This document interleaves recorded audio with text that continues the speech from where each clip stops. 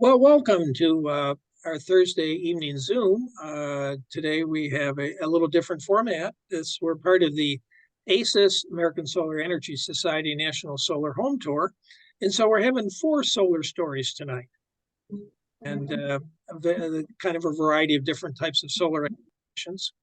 I'll introduce the speakers as we kind of progress through the night. And tonight, with 4 speakers, we plan to go to about 8:30. And let me first thank our sponsors, the State Department of Environment, Great Lakes and Energy, EGLE, and the Homeland Solar, McNaught and McKay, our Iron Ridge Racking, Harvest Solar, and Shree Energy. And many of you, maybe almost all of you, are GLREA members. If you're not, we would love to have you join, which you can do at our website, the 3 W's, glrea.org. That will help us support our advocacy and education efforts. And like I mentioned, we have 4 different speakers tonight. Our first one is Cliff Johnson, who's going to talk about his 5 kilowatt system in Ann Arbor and the lessons he's learned. And again, please mute yourself.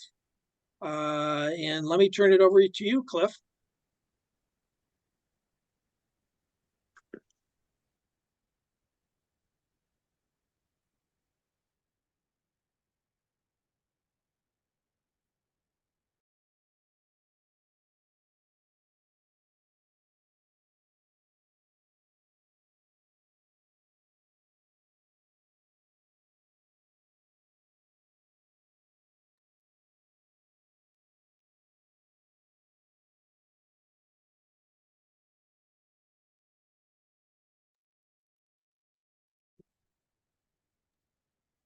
You know, he looks frozen. No, he's not. Screen shows Cliff muted. Go ahead, Cliff.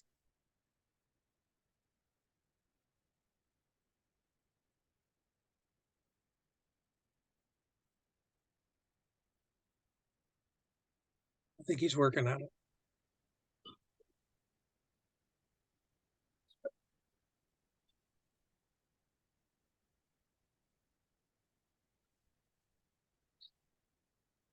Go ahead, Cliff.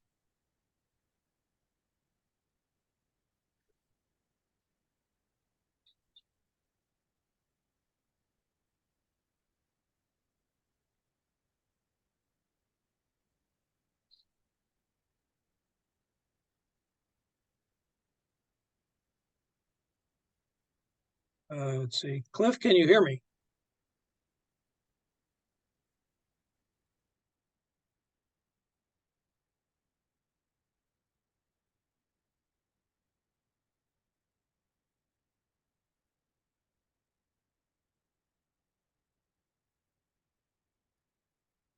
Hey, Cliff, can you hear me?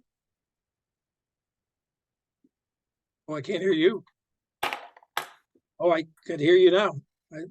John, I can't hear you. Oh, can you hear me? You can. No, I don't think you can. Yeah, go ahead. Can you go ahead with screen sharing? Give him a thumbs up.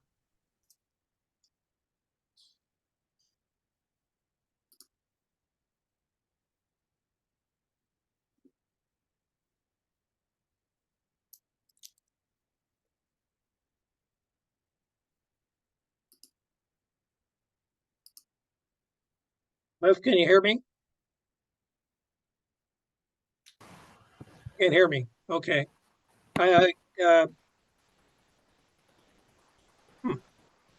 You can hear me okay, John? Okay. Yes, go ahead. Why don't you do the screen sharing?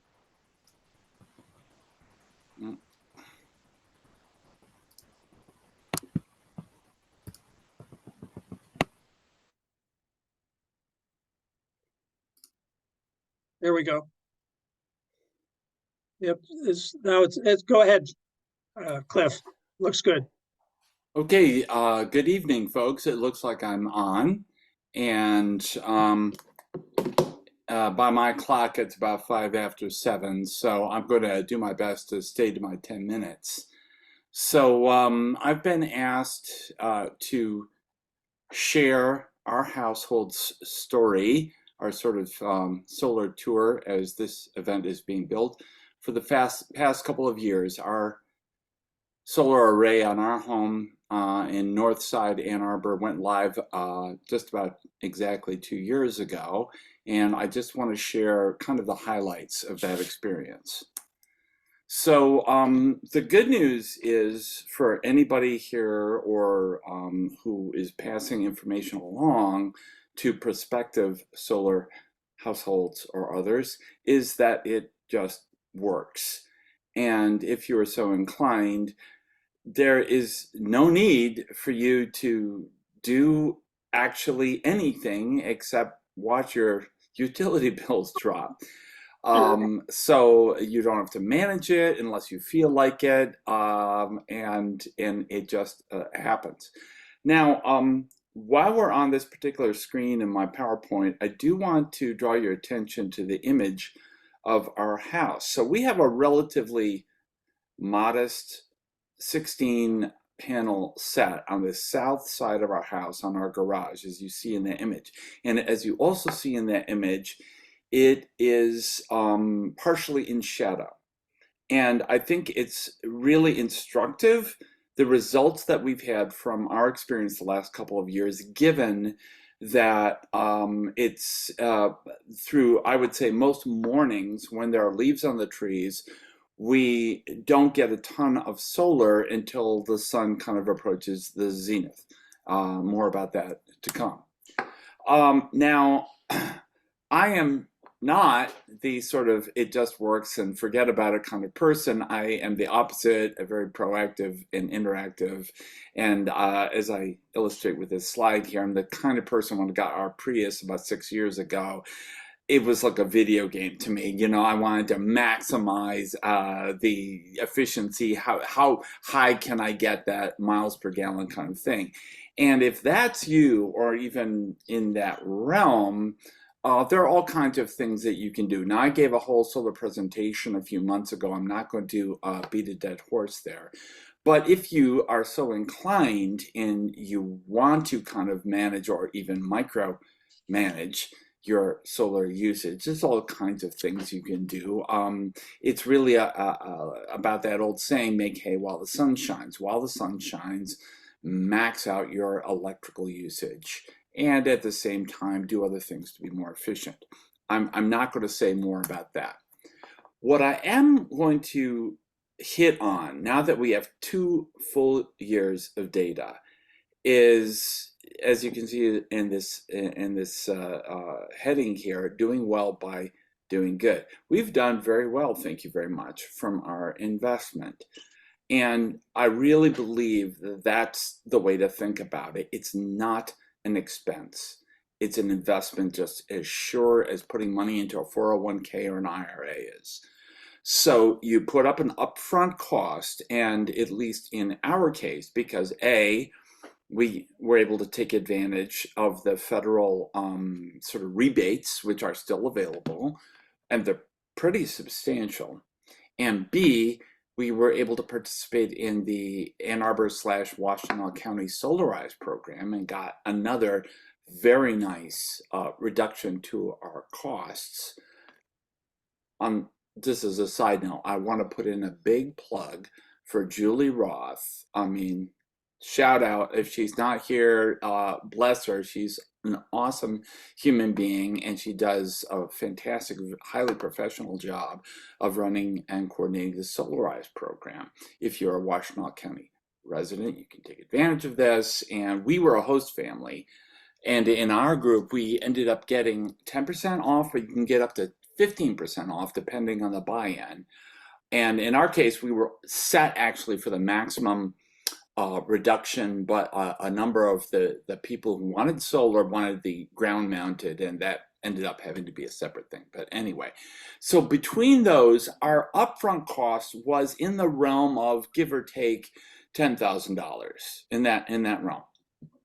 And I estimated beforehand that we would get a yield of about $1,000 a year in savings, and that has actually played out. We've got the data. We it's very nice because we get data from the website, and it's played out just about that. Even again, given the fact that we don't have a really completely optimal setup with the morning shade that we get half the year.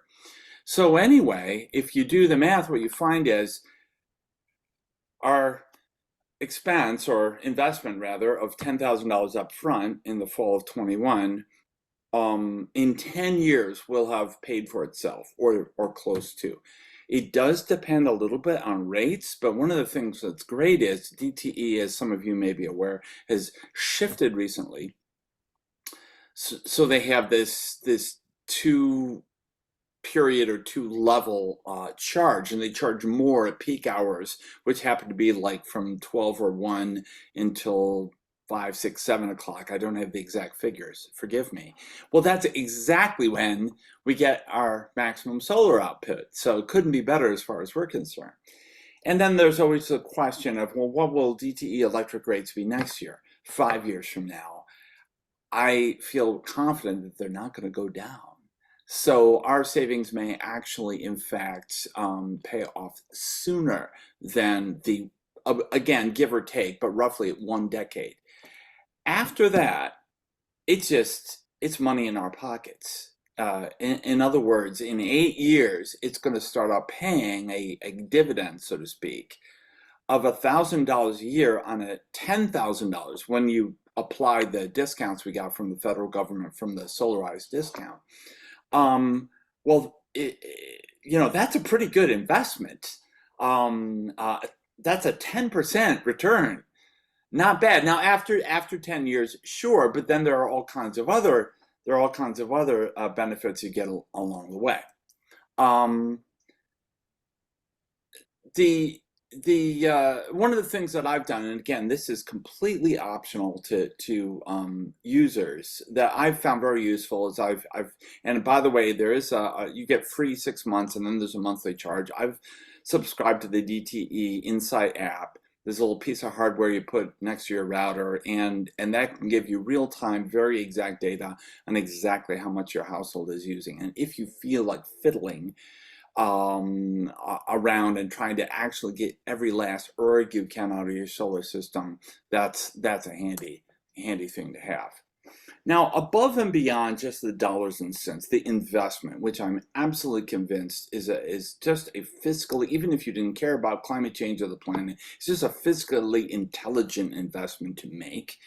There is the feel-good factor, and I will say, for our household, for my wife, my son, and I, that's not a small thing. It's something that we are aware of on a daily basis.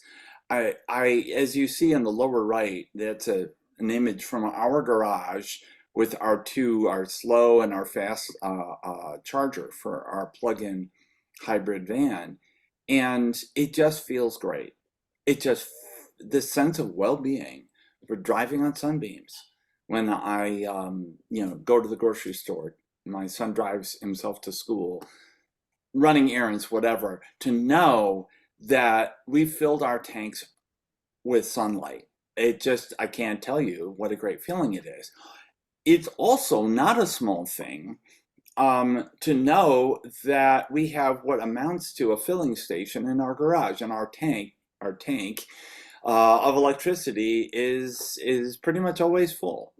And you could do that without solar panels, but it feels a heck of a lot better, and it's cheaper, of course, when you power your EV with sunlight.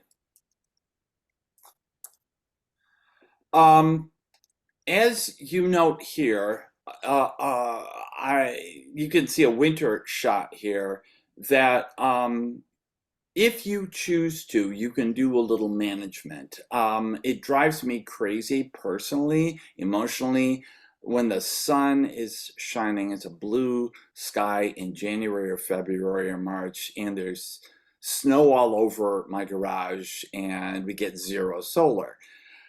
Now, the good news is that if you don't want to fuss around with it, it just eventually will heat up and slough off and just slide right off and make a pile at the base of your house. But I do have one of those roof rakes, with a very soft edge on it that won't damage the panels. And if you're motivated to do so, that's a thing you can consider. Again, very much up to your individual taste. So after these 2 years of being on a solar household, what are our conclusions?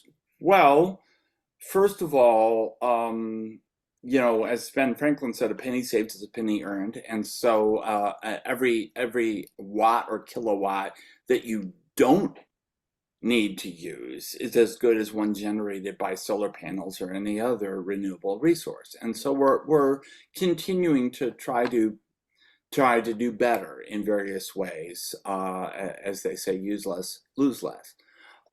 We have a plug-in hybrid van, as I just showed you, and we're driving the Prius still. Sorry about that, folks. And eventually we're going to shift to an EV. And a goal I have, I really wanted, back 2 years ago when we got the system, I really wanted like the Powerwall or some similar home battery, but it didn't make economic sense.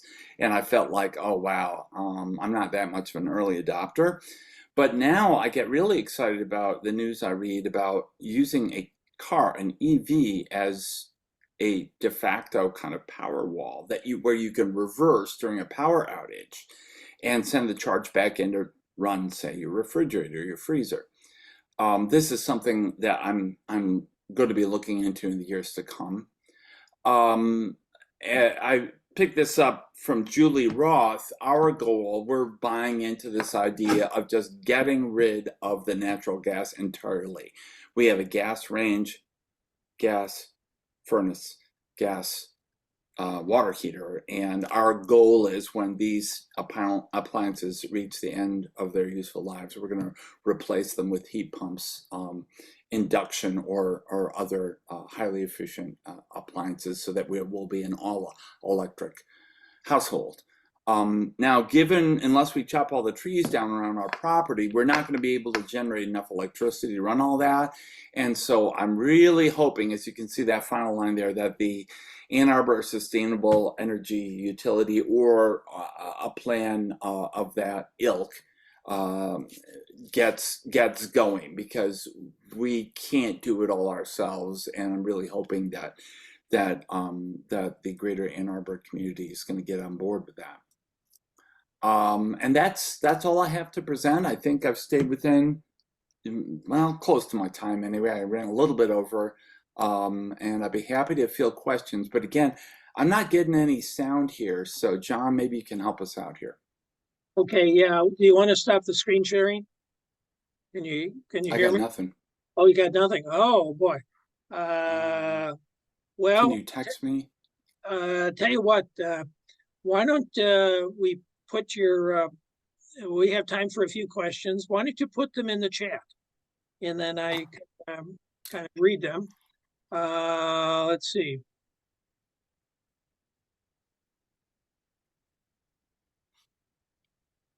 Does anybody have any questions they want to put in the chat? We can always come back for questions and answers later also. Okay. Well, let's Let me just do a quick one.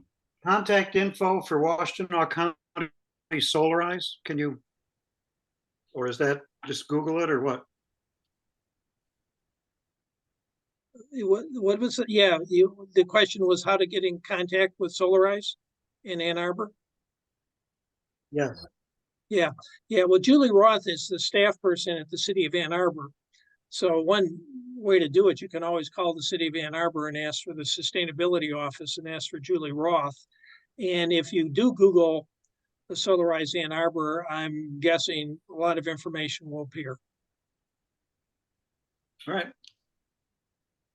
Okay. There's a question. Are there other counties that offer rebates, and where can we find out that information? Well, there are other Solarize programs around the state that GLREA is helping to support. And so you can contact John Freeman, who's on here, and also go to our website. John's contact information is on our website, which is glrea.org. And I believe we have some updated information about the various programs around the state. Now, I know also, and this is rare, the Lansing Board of Water and Light, last I heard, was offering actually rebates for their customers, but that's pretty rare for there to be rebates in the state of Michigan. There's the 30% federal tax credit. And let's see, we see in the chat that Craig Harvey has kind of loaned or kind of put in there the link to Solarize Ann Arbor. And let's see. Well, let's move on to our next speaker, John Gourlay. John, go ahead. Why don't you start the screen sharing? John is from Chelsea. He has a 4.5 kilowatt grid-tied system, and he has battery backup. Go ahead, John. Okay. On this introduction page, I've given my email address and the link to a web page that I did that has all of the information I'm going to give you today and a lot more. So you can jot that down, or maybe if you can't get it, John Sarver can put you in touch with me. I live in Lima Township, just outside of Chelsea, and I'm on the fringe of the DTE service area. And I blame that on the fact that I have really terrible, unreliable power from DTE. And since I live in the country, I have a well. And so if I have no power, I have no water. And power failures are a really big inconvenience when we have them. And they happen monthly where I live. Like almost everybody who puts in solar, I wanted to save money and I wanted to stop burning fossil fuels. But I especially wanted to make my power more reliable. And so that means putting in a battery backup along with the solar.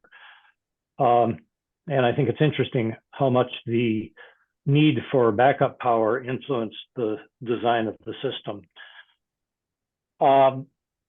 So just so you know what we're talking about, my system is grid tied, like John said, with battery backup.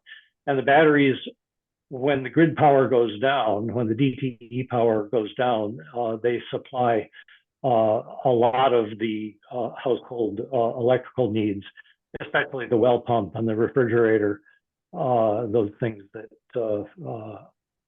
are really necessary in modern living. The system was installed by Homeland Solar, went online in March 2018, so it's been operating for about 5.5 years. And I'm fortunate enough, this was long enough ago that I was able to get net metering, and I still have it. I will for a total of 10 years before the grandfather goes out.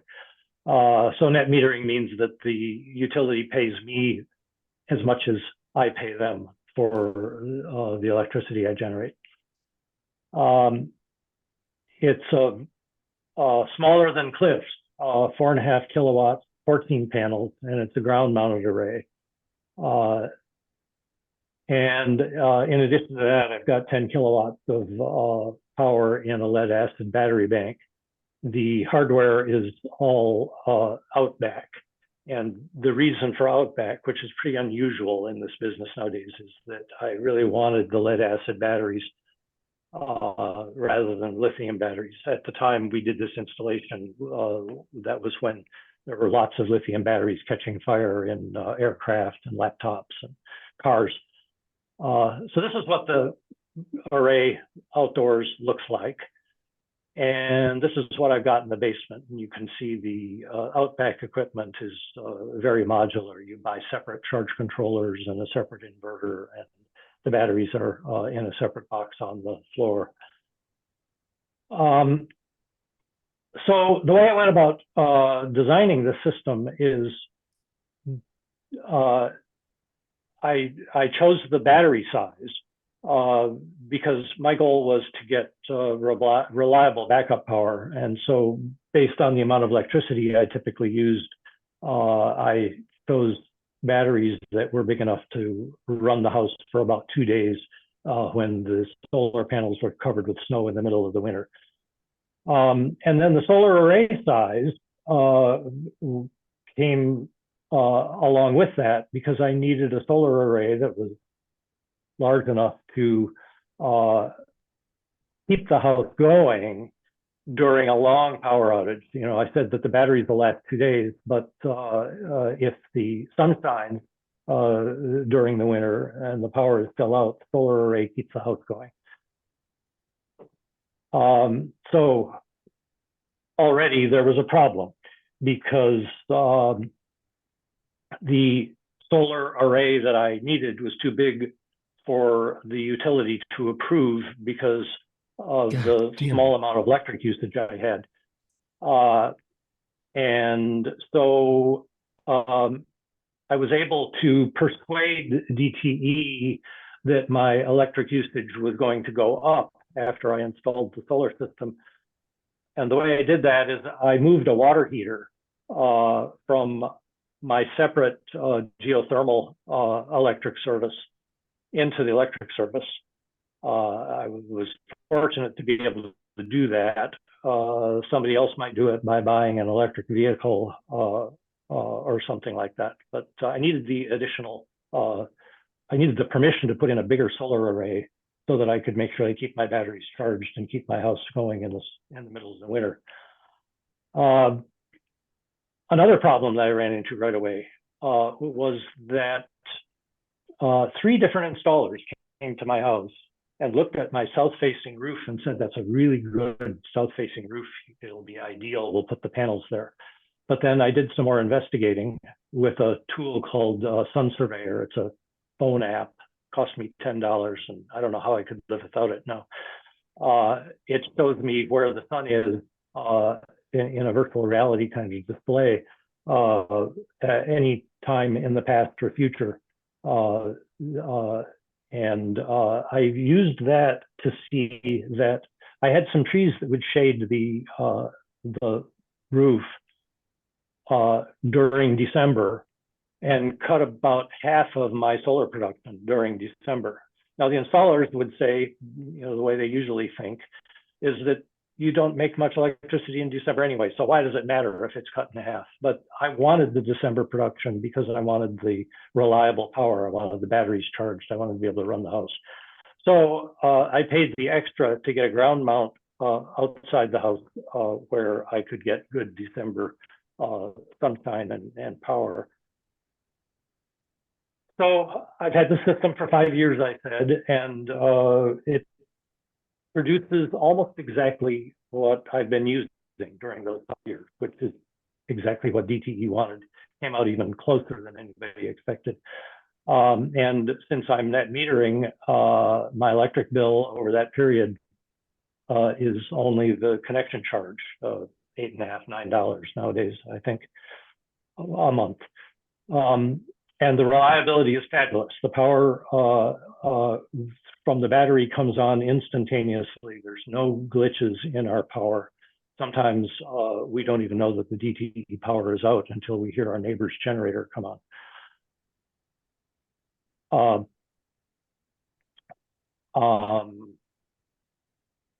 So Cliff was talking about financial issues. People always ask. I've been looking at this in a slightly different way. The bill from the installer was really big, really scary, $30,000.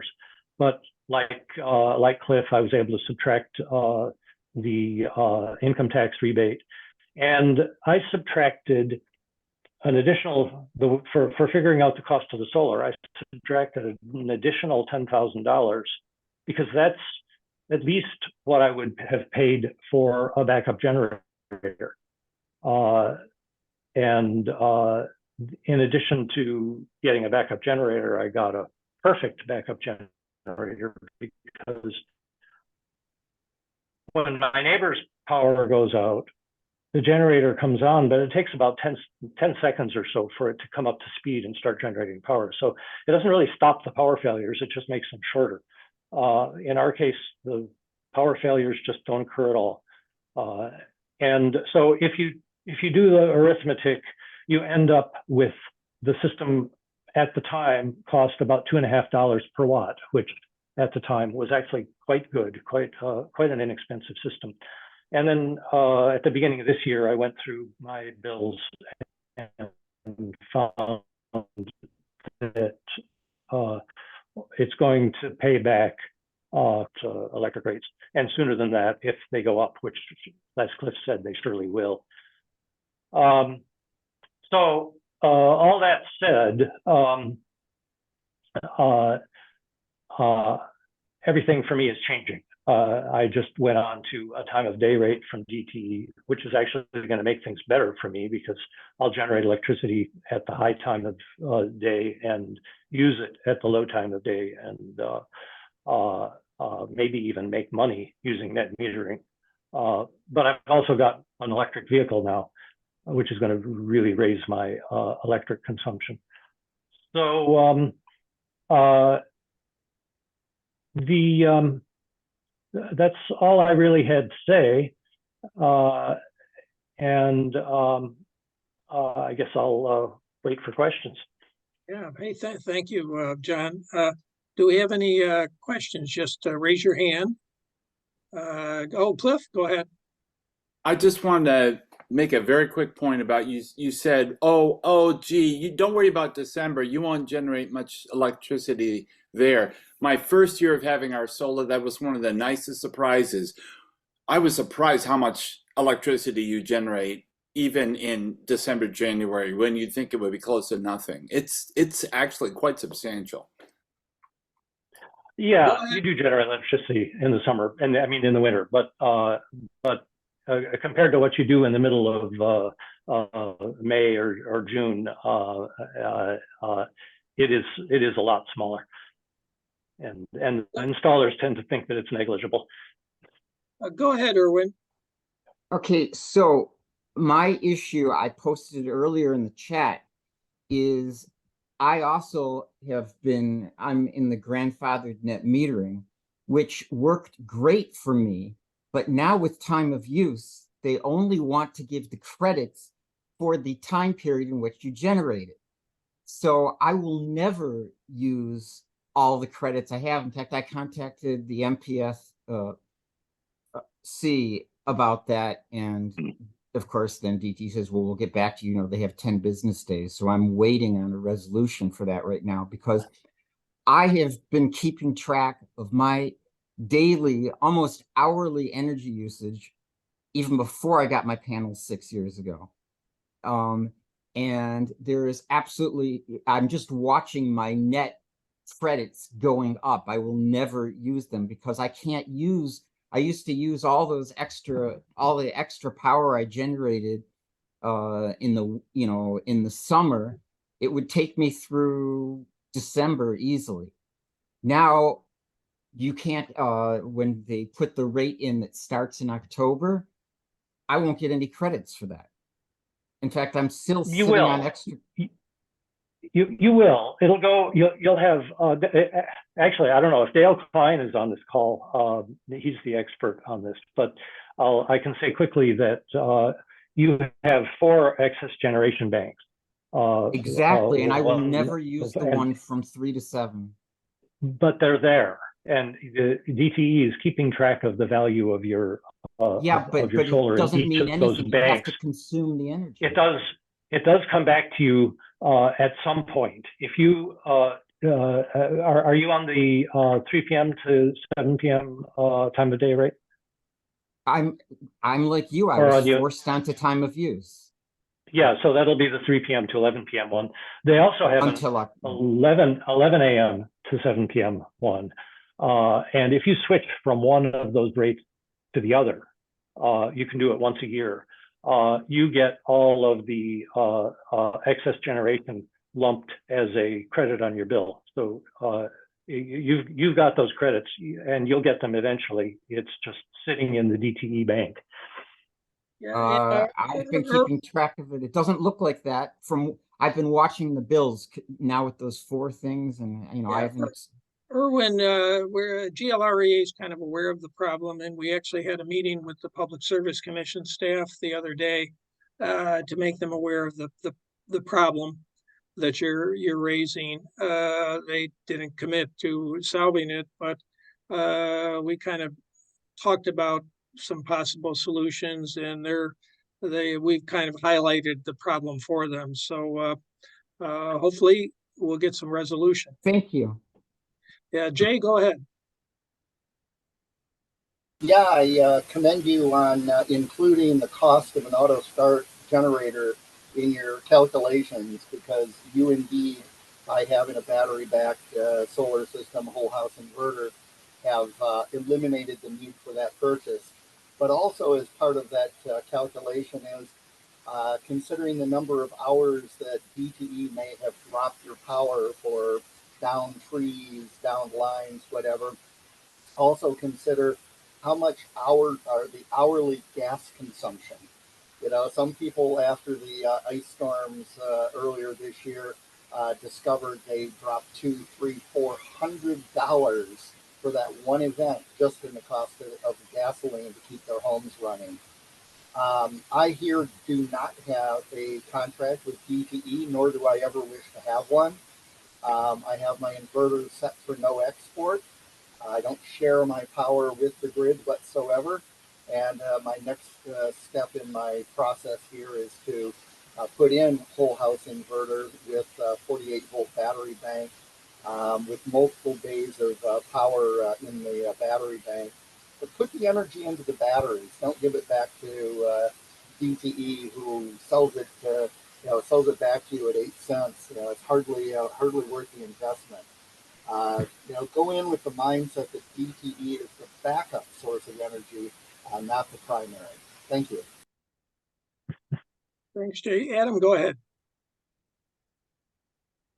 So I had a question in the chat. When the power goes out, does your system have a relay that opens up towards the utility, so power can't feed back to them? Or how does that work with islanding when they don't have power? Okay. Yes. There's an automatic transfer switch. So when the utility power goes down, I'm separated completely from the grid. The house keeps operating, but it's all on my side of the meter. The meter doesn't see anything.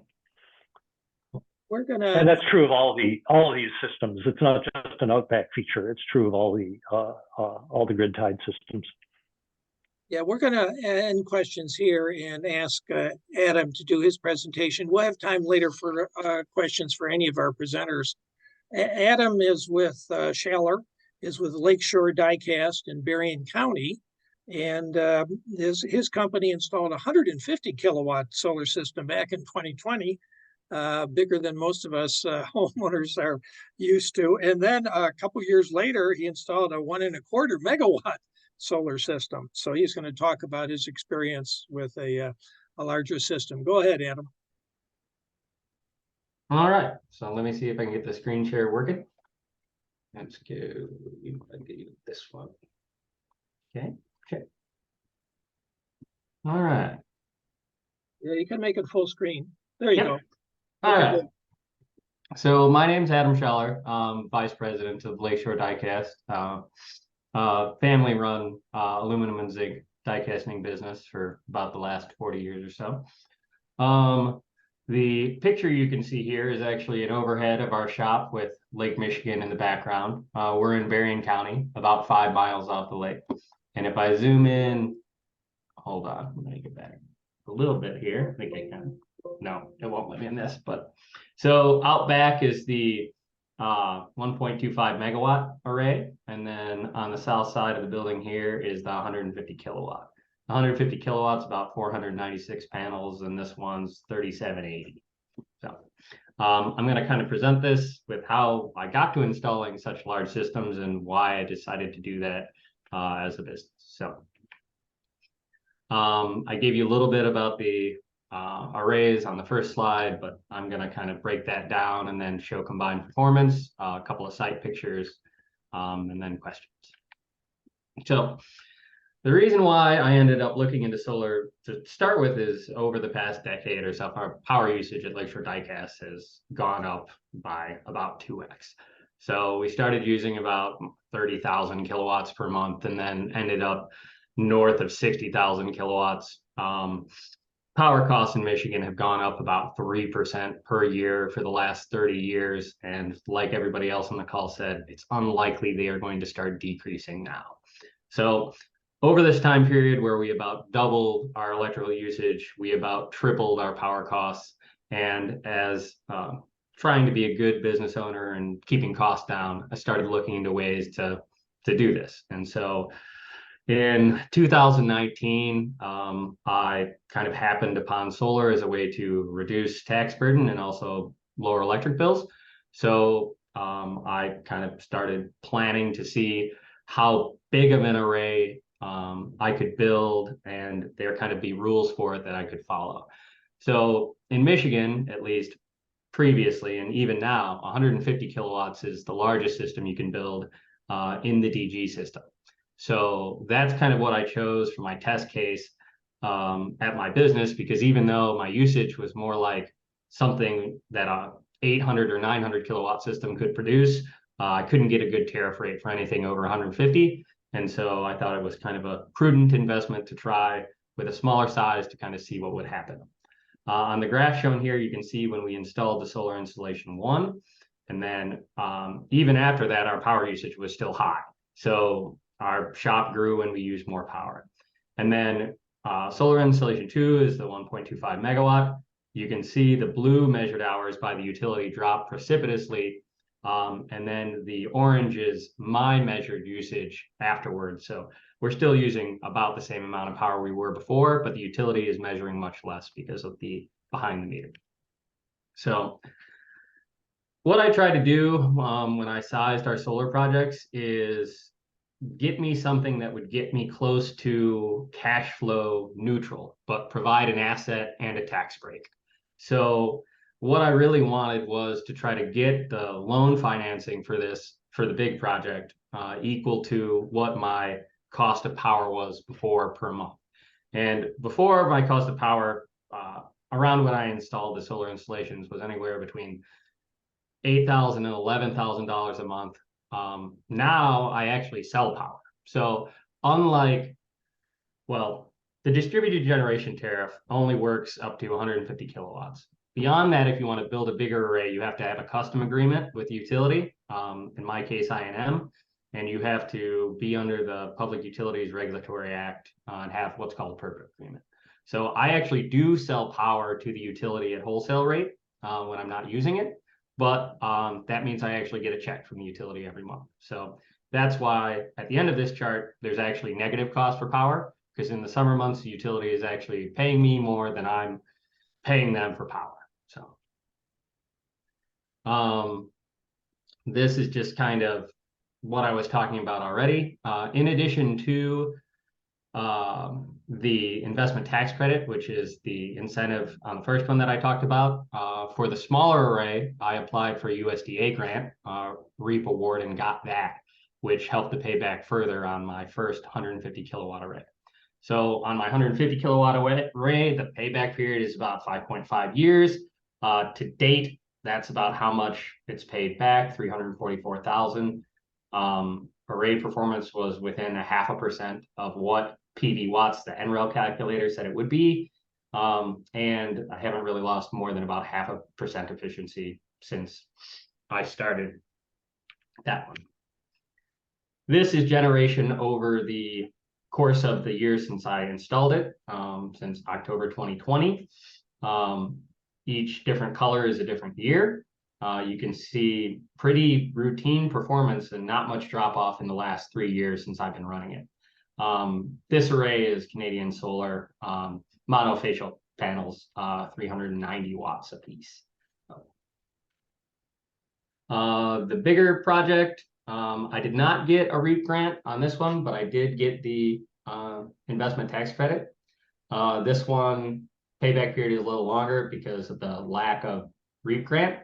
But still to date, in the year and 3 months it's been up, it's already paid back about $1 million on a $2.5 million investment. This is performance per month on the larger array. Year over year, it hasn't really lost anything. The bifacial panels are performing better than expected compared to the monofacial panels on the first array. This is just a view of my monitoring software and how much power I've made over the year versus what my shop uses. The green is, and it's condensed. I'll show you on the next slide a little bit more of my daily shop ramp versus my daily solar ramp. But you can see I'm actually generating 2.3 gigawatts a year, and I'm using about 556 megawatt hours per year. So the only reason that I can get away with generating much more than I use is because I have a PERPA contract, and it's what's considered a qualified facility. So if you build it and claim it as a qualified facility, you can build it as big as you want, but you won't be able to enroll in the DG tariff or preferential treatment. You have to sell outflow at wholesale. This is what my metering looks like on a normal shop day. So this is a Sunday. On Sunday, we light furnaces for our foundry, a little bit more power, run blower motors, because we do still use natural gas to melt stuff.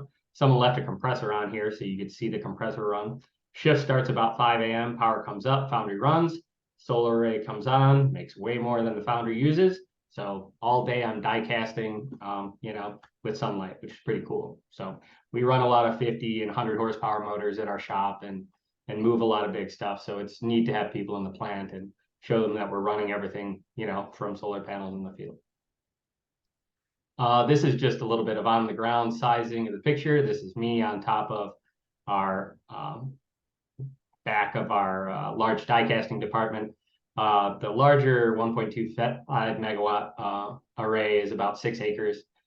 This is another view of it just after the grass grew back. This is what the main disconnects and power service look like. My main shop is on 480 volt. The transformer is a 3000 amp. I have medium voltage coming in. And then these are the 10 inverters from the 1.25 megawatt that turn it into 480 volt for shop power. And that's the end of my presentation. So, any questions? Thank you, Adam. Why don't you stop screen sharing, and we'll have time for a few questions, and probably time for questions at the end too. Yeah, let me see. We have any questions? Go ahead, Clayton. Hi, good presentation. My question is, what manufacturer inverters are you using? SMA. And SMA. SMA on the larger one. I have 10 125 kilowatt inverters on the large one, and then on the smaller one, I'm using Canadian Solar. Okay. And how many do you have on that? 3. Yes. Okay, thank you. Go ahead, Dale. Yeah, great presentation. I think you mentioned you're using bifacial panels. How does that work if one side's facing the ground? I just don't understand it. So they capture diffuse light. So if you think about, how your eyes work, where you see color because, light is coming off every surface, the panels absorb, the ambient light that bounces off the land basically. And so in the wintertime when it's snowy or when you have an overcast day and you're not getting direct sunlight, but there's still, light to illuminate, the panels are capturing that. Great. But do you know about how much additional power that gives you with the bifacial? I think it's something on the order of 10 or 15%. So it's pretty good. Yeah. Thank you. Just a question in chat. Go ahead, Cliff. Yeah, so just a point of clarification. With our household, I thought I was doing pretty well to pay off our initial investment in 10 years. Did I get that right? Yours are going to pay for themselves in less than 5? Yeah, so part of that is because the economy of scale drives the price per kilowatt hour down. So if you build a big project and you get good incentives, the payback is really fast. So the first project, I got a REAP grant for 25% of the project cost. And then I had a 30% of the project cost investment tax credit. So 55% of it was essentially paid, if you're thinking about a simple payback, up front. And then my cost per DC watt, I think on my first one was about like 1.75 or something. So that's what drove the payback down further. Yeah, great economics. And time for one more question before we move on to Bob Chapman. And again, we'll have time for questions at the end of the last presentation here coming up. Go ahead, Bob.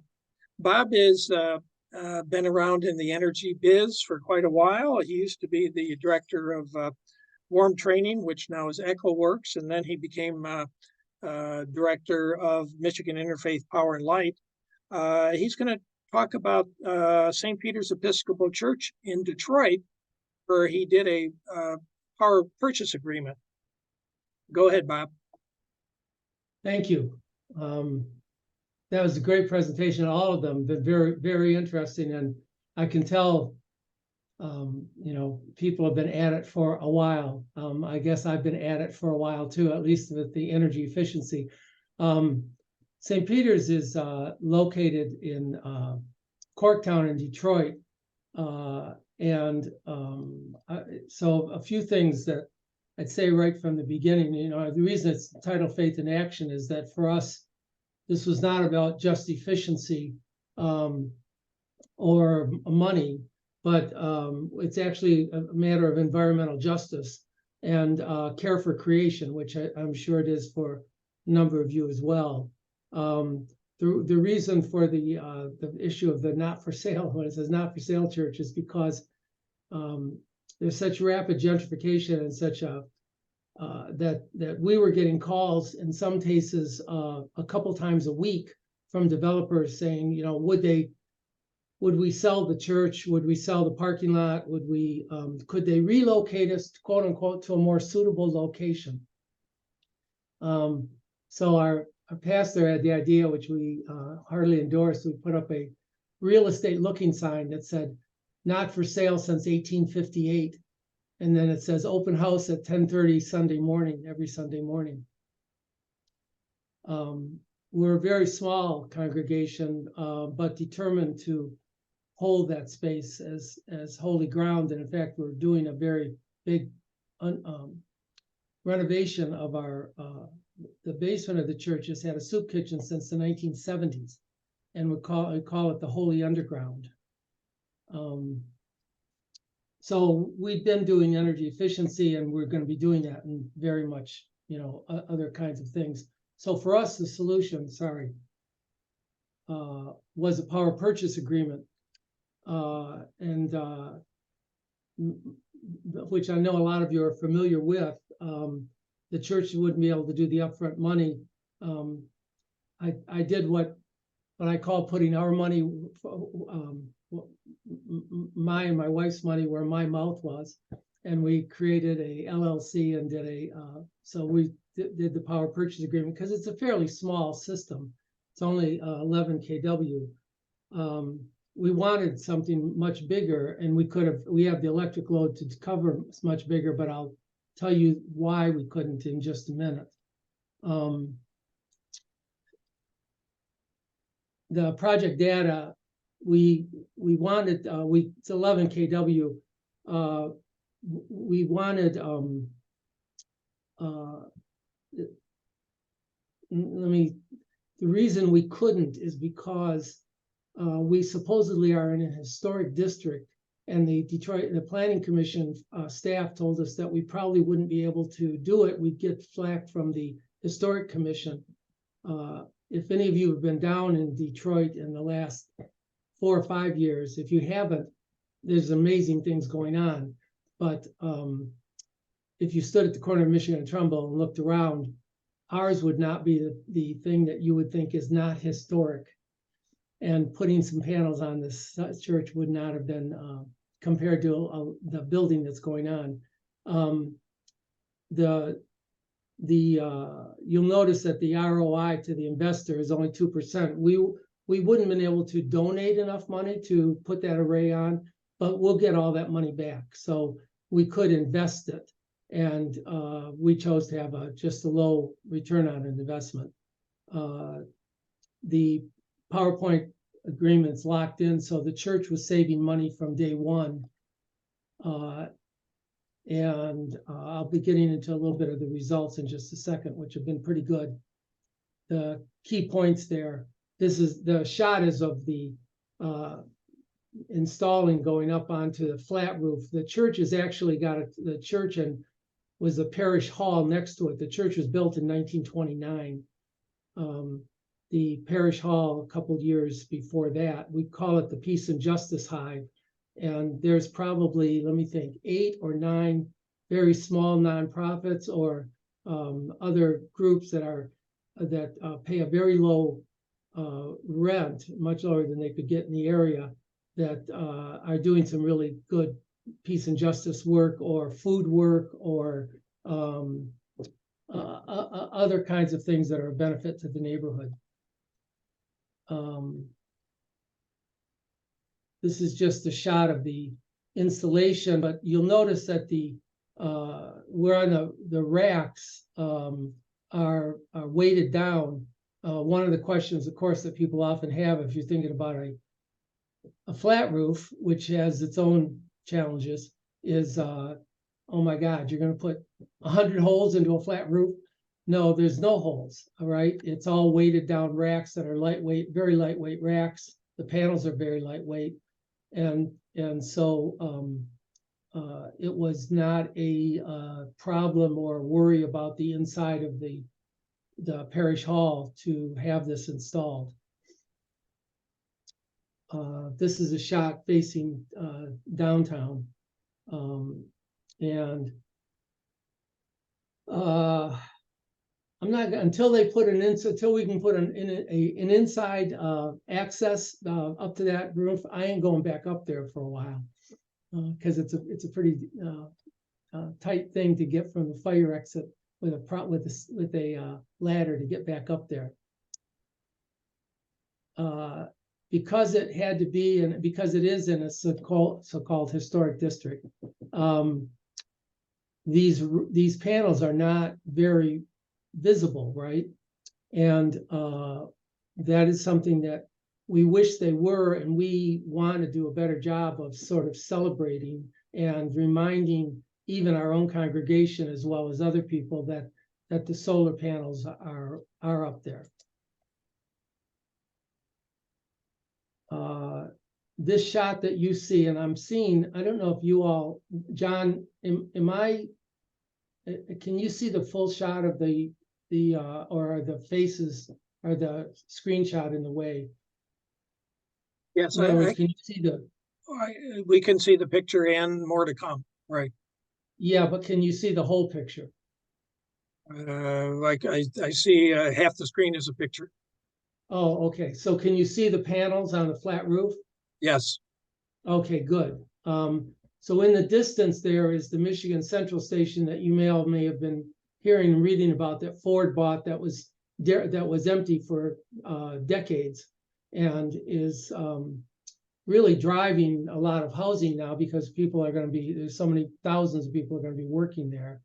To the right in the green, as you see, is a apartment building that's under construction. And this shot is taken from a 7-story hotel that's about 150 feet from the church. And it's that left side of the church is the south side. And that's the side that we wanted to put those panels on and more. It's only 11. We wanted to do a 20 kW system. We may yet do that. I might be coming back to GLREA and saying, can you maybe help? You got some ideas on how we can do we have any precedent around the country to say, look, our global warming trumps your historic designation concerns? Because I just want to do battle on that. I just feel like we want it visible, and we want to be able to celebrate it. In general, the system has operated as advertised and as we expected. And the weakest link has been the human factor. And I'll if you look at I'm not going to that chart you see, you'll see that right in the middle, you may not be able to read it, but it's that the middle part is June and July, that flanks May and August. June and July are way down, which everybody knows they should have been way up. So I, like almost everybody else on this, we have I use the Solar Edge app. It's on my phone, and I don't look at it very often. And sometime in very early June, somebody walked past the disconnect, or we had a power outage and the utility used the disconnect and then didn't put it back on. And I didn't notice. And so we lost a lot of power in the peak time of the year that we would be doing that. And that would be bad enough, except I will confess to you that that was not the first time this has happened. It happened the year before too, that I lost some serious on this. But the good news there is, of course, the church didn't lose anything except the difference between our rate and the Sun Commons rate, that's our LLC, and the utility rate, because the church only pays for what this generates, would pay the LLC for what it generates. So when it wasn't getting power from the solar panels, it was just getting it from DTE. Let me go back up here one, though, more to come. We're looking at our parking lot is off to the left of where you see the church, and we're about to get it paved in an environmentally sound way with bioswales on 3 sides to cut down on storm surge. And we're looking at having a couple EV charging stations put in at the time we're doing that. That kind of strange flat-looking building on the other side of the church is a parking deck for about 200 cars that is going to have 20 charging stations. But they ain't got them yet because there's such a supply-demand problem that they may not have them before, I'm told they may not have them before January. We're looking at having not only the charging station, but we're in discussions with a nonprofit group called Fourth. I don't know if any of you have ever heard of it. That is actually a community rideshare program that's trying to get EV cars into undersourced, lower income areas. And I think all of that's going to happen before the end of the year.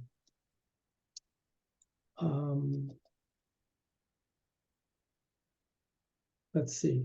So in terms of lessons learned and learning, and I really need to have somebody else from our house of worship be tracking this, because I can't be trusted. And that's what I meant about the monitor performance and then the celebrate.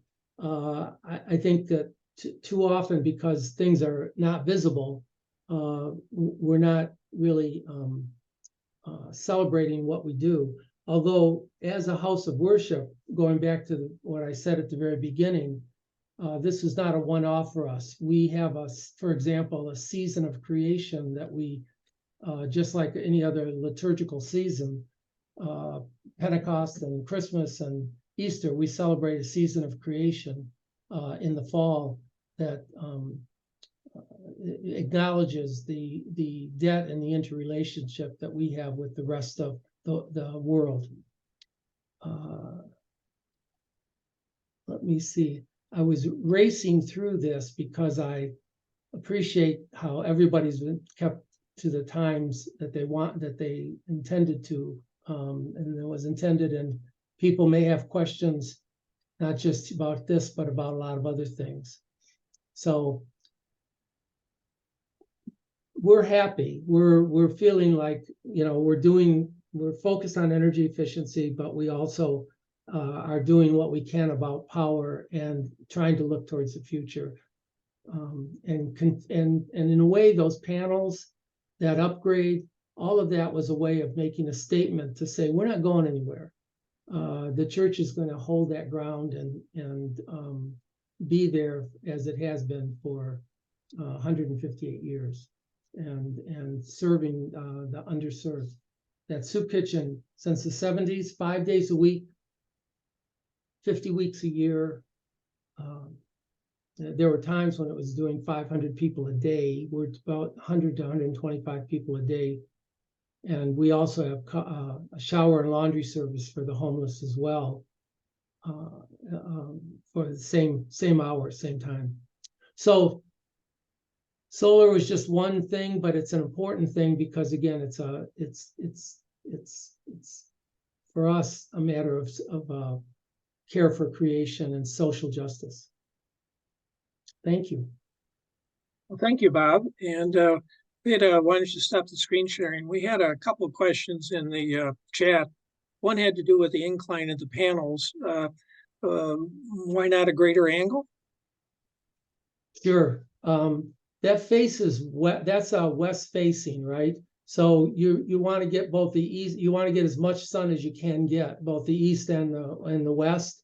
And so you got to have a little bit of an angle there, but we, when in talking to the installers, and that was what was recommended, and it makes sense to me because, again, it's the west side, it isn't the south.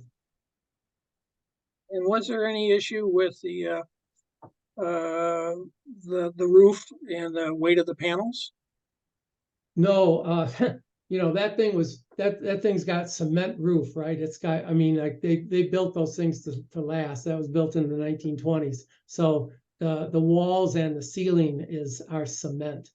There was no problem. And there won't be any problem if we put those panels onto the south side of the church either, because when the church was designed, it was designed that the architects had in mind putting a big spire on top. People were big on spires back then. And so there's like steel trusses that go across the top and inside the church. So that thing is over-engineered, and we won't have a problem with that if we can put panels on the south side. Thank you, though. A good question.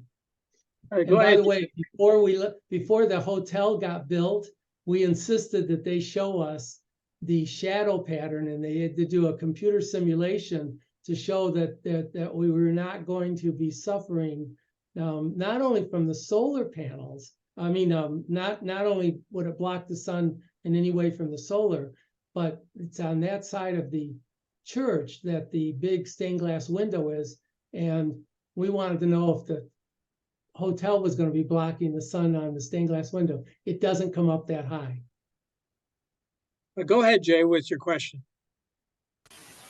Yeah, I want to congratulate you on a job well done. That looks like a really good installation. For folks wondering what to do with flat roofs and not wanting a no penetration way of putting panels up, those particular racks that you were seeing in his photographs, those are indeed available through McNaughton McKay. And of course, you buy the bricks to weight them down from your local gardening store. But we installed a bunch of those, a volunteer organization here in Ypsilanti, Solar Ypsi, and we used those racks both on the Ypsilanti fire station, where almost the entire roof is covered with solar, as well as on a public pool building here in Ypsilanti. So those racks are incredibly easy to set in place, to rate them down, to mount the panels, to run your wiring, and the whole time never ever making any penetrations into the roof. excellent product. Yeah, thanks, Jay. Jim, go ahead. Well, you got on mute though. Sorry, thanks. A question for really anybody who can answer it. I'm interested in this doing a setup for my home. The life expectancy on my roof is coming up, and I'm wondering if there's anybody who has any insight on solar panels versus solar tiles. If I'm gonna re-roof, then should I just do tiles instead of getting a roof and then paying to put panels on top of a new roof? I saw Cliff raise his hand there. Yeah, go ahead, Cliff. Yeah, so just a couple things, and take this with a grain of salt. I'm not a big expert. Our roof was coming due to be redone, and so we had neighborhood roofing do our roof, and they also do solar. So it was sort of one deal for the whole thing. I investigated, and as far as I know, and this is a little out of date, at the time I did my research, Tesla was the only outfit that did the solar tiles, and it was not anywhere close to the same price point. It was like double, I think. It was ridiculous, yeah. If you could even get it. Yeah. So it was sort of, the other thing that's just good to know is that you can have a little economy of scale if you do the roofing and the solar at the same time, and solar is stronger than a roof. And so you get that once it's in, you get that benefit, but you don't want to put solar on an old, ready to be replaced roof. Yeah, I am aware, just reading, that there's a number of companies now that they aren't necessarily the tiles, but they're solar shingles. And so they are out in the market, but they are pricier than just the more traditional panels. But there is a number of companies now that could offer you, what looks like solar shingles. But and there's a company in Oakland County, Luma Solar, who's started out as a roofing company, and they do a solar kit. I had one installed in my house back in 2010. But there's other companies now that are in the marketplace because, Tesla has always been a little pricey. But I think on the average, you end up paying more, but maybe that's worth it for you. What was the name of that, John? The company I was Luma Solar, LUMA. They're in Oakland County.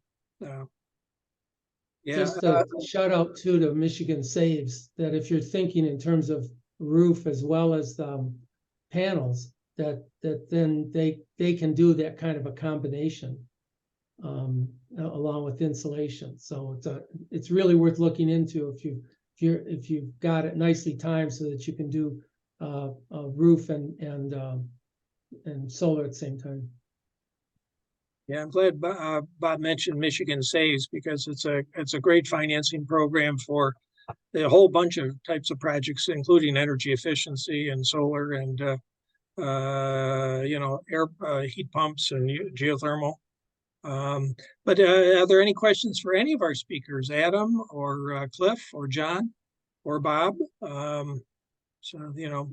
We got another. Go ahead, Clayton. My comment, not a question, is I feel it's a shame that you're having an issue putting panels on the south roof of the church. It appears as if the roof is kind of grayish in color. I'm sure there could be panels that are kind of closely matched to the color of the roof, but I can't see why, for historical reasons, they would prevent you from putting panels. I mean, that just doesn't make a lot of sense. That's just my comments.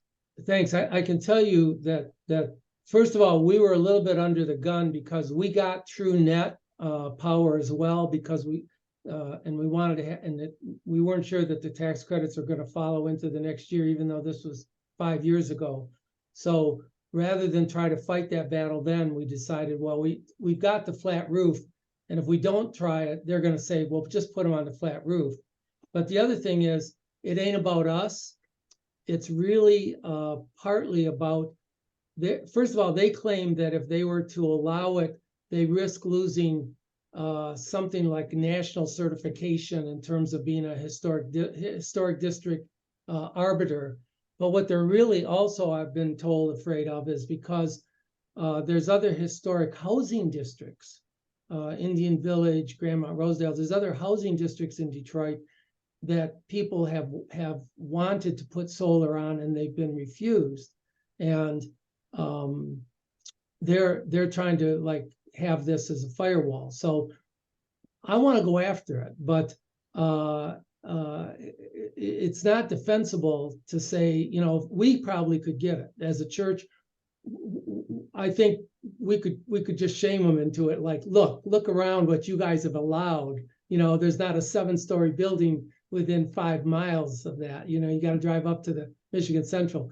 But what we were told is what they talk about was that they claim it's a national thing. And so that's why I need to do a lot more research, and I got to do my homework. And I definitely would, anything you all could help me with about find me places that have allow his solar panels in historic districts. Thank you. Abraham, go ahead. I'm originally from the Netherlands. I grew up in, among others, in a house from the 16th century. We have a bunch of those. And over time, with the changes in climate and use of the environment, the reality becomes that you have to change them and have to adapt, also when they're historic buildings. So I encourage you to fight that, because that battle is all over the US. And I think that we need to come to terms with the changes. And we're doing a lot of that in Europe with much older housing, and can use 400-year-old buildings just fine as long as we adapt. Thanks. Thank you, Abraham. I got a question for Adam. Adam, I'm kind of curious about your contract with the utility to sell them power, the PURPA contract. How difficult was that? Some people have had experiences with their utilities. I know you're in Indiana and Michigan, but did you find that complicated or not too bad? Oh yeah, it was really complicated and it took a long time. And I got a shout out to Harvest Solar, who helped me with the project, but they helped connect me with some people at the Public Service Commission and some other large installations that they had done in consumers territory and stuff like that. And that kind of got me started on the applicable law that I had to become familiar with to really come up with a PURPA contract with I&M. So when I did this project, I started it right after I finished my first installation in 2020. I&M didn't have a tariff option for anybody at all if you built bigger than 150 kilowatts. The Public Service Commission had 2 years ago told them that they had to come up with one, but they hadn't. And so in putting my project up, I actually had to work through a custom contract with kind of their corporate division that wasn't even approved. Like, the custom contract wasn't approved by the Public Service Commission. And then after we got the contract finished with them, they basically took what we did, presented it to the Public Service Commission. They were like, does this pass muster? And that's kind of how they built their tariff for arrays that are bigger than 150 kilowatts now. So yeah, it actually took much longer to work through interconnection and the tariff than it did to actually build the project. It sounds like you were a pioneer. I'm kind of curious too, with respect to, do you have a contract with anybody to maintain the system, or do you just do that yourself? So we do it ourselves with help from Harvest, because they kind of do the warranty service stuff. We honestly, we could probably field all the stuff on our own, as we do stuff with similar voltage ratings all the time, and we have on-site maintenance personnel. I do all the, you know, kind of watching the system and seeing how everything's performing and stuff like that. And then, I mean, lots of the times it's just, if there is a problem, it's only an inverter that tripped off or something like that. We really haven't had any issues with hardly anything. like Clifford said at the start, it basically just works. The snow falls off in the wintertime and it just runs. And aside from, maybe resetting inverter a couple times a year, it's pretty maintenance free. Okay, thank you for that. Yeah. Yeah, and I should be, we'll have time for a few more questions, but I'd like to mention that, on the GLREA website, we've listed 3 local tours that you can attend. A couple on this Saturday and one on the 14th, the next Saturday. One's in Grass Lake, one's in the Detroit area, and one's in Okemos. And so if you're interested in attending a tour, there's multiple facilities in the Detroit one. The one in Grass Lake is actually Joe Trumpy, who's off grid. And the one in Okemos is a church, a Presbyterian church. So those, to get specifics about the times and, location and stuff, just go to our website, glrea.org, and look under events. And then you'll see Solar Home Tour, and you go there and it'll talk about the program we just had, but it also will identify these 3 local tours that they ask us to help promote them. An opportunity to see stuff, and ask a lot of questions. So it's, let's see, 8:23, time maybe for 1 or 2 more questions. I know we've gone over, go ahead, Cliff. Just a last word, following up on what was said about the historic districts and so on. Before we moved back to Ann Arbor, we tried to install solar on our home in Rochester Hills, and we did a lot of work, and we were denied by the HOA on aesthetic grounds. It wasn't, they thought it wouldn't be pretty enough. And so I absolutely stand by what everybody said about, having to adapt when it comes to ideas of historicity and so on, while of course preserving. And we also have to adapt our hidebound notions about what is pretty enough, because it would be a shame for that to continue to hold people back. Just for people information, a bill has been introduced in the Michigan House related to restrictions that come from homeowners associations. Now, I don't have any idea what the prospects are because, there probably would be a reluctance to mess around with the local autonomy of homeowners associations. But this is an ongoing problem around the state. And so a bill has been introduced. There'll be hearings, and we'll kind of see what happens. It is a problem that we keep hearing about. So let's see. It's 8:20. Okay. Any last question before we break? Yeah, go ahead, Abraham.